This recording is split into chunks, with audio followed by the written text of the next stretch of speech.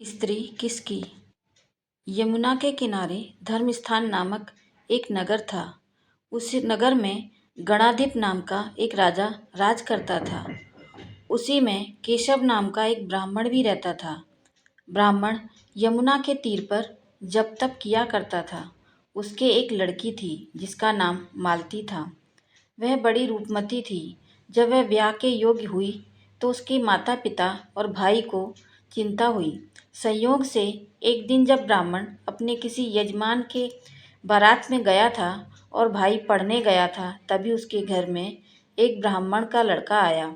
लड़की की माँ ने उसके रूप और गुणों को देखकर उससे कहा कि मैं तुमसे अपनी लड़की का ब्याह करूंगी।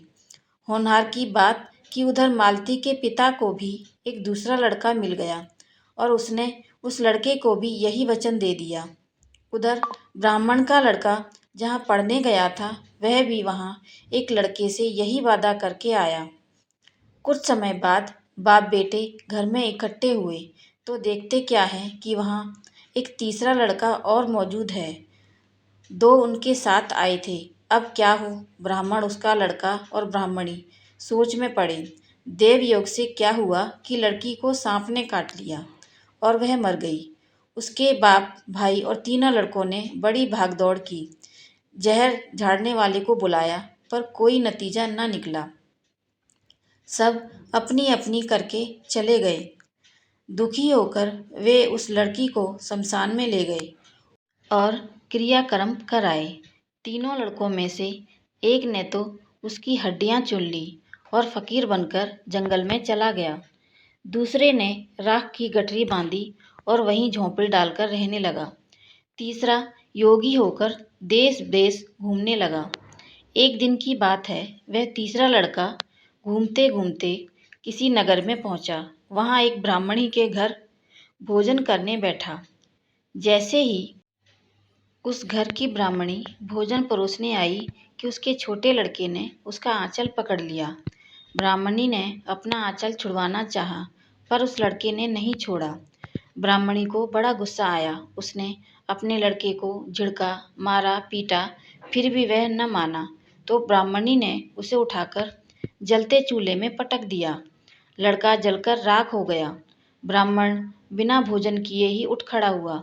घर वालों ने बहुतेरा समझाया पर वह भोजन करने के लिए नहीं राजी हुआ। उसने कहा, जिस घर में ऐसी राक्षसी हो उसमें मैं भोजन नहीं कर सकता। इतना सुनकर वह आदमी भीतर गया और संजीवनी विद्या की पोथी लाकर एक मंत्र पढ़ा। जलकर राख हो चुका लड़का फिर से जीवित हो गया।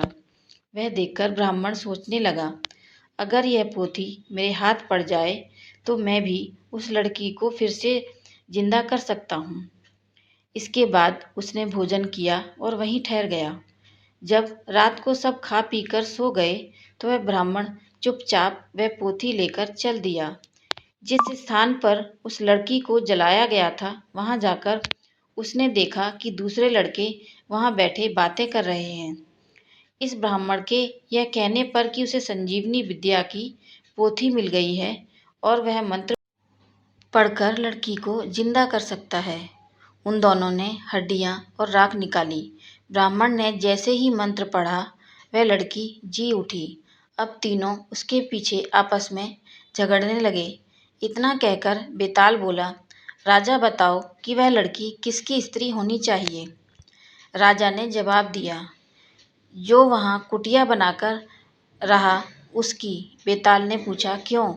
राजा बोला, जिसने हड्डियां रखी वह तो उसके बेटे के बराबर हुआ। जिसने विद्या सीखकर जीवन दान दिया वह बाप के बराबर हुआ। जो राख लेकर रमा रहा वही उसका असली हकदार है।